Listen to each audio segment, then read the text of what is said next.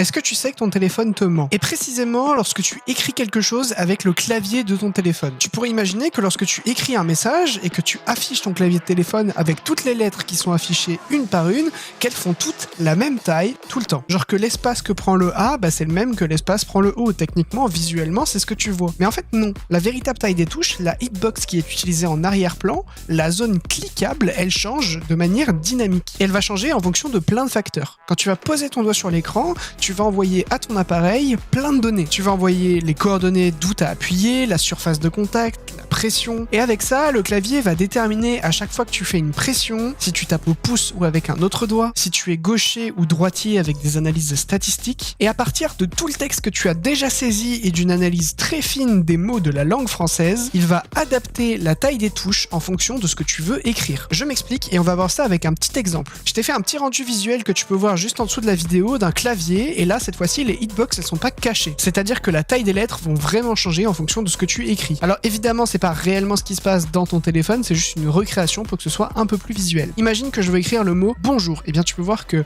à partir du moment où j'appuie sur B, il y a quelques lettres qui changent. Évidemment, le O devient beaucoup plus gros parce que c'est la lettre la plus probable, mais il y a également d'autres lettres qui changent. Et outre le fait d'avoir les lettres les plus probables qui soient les plus grandes, il faut surtout éviter la confusion entre deux lettres. Par exemple, le O et le P qui sont juste à côté, et bien si j'ai écrit un B juste avant, je suis plus enclin à écrire un O qu'un P. Et c'est ça tout le temps avec toutes les lettres. Abonne-toi pour plus de vidéos sur l'informatique.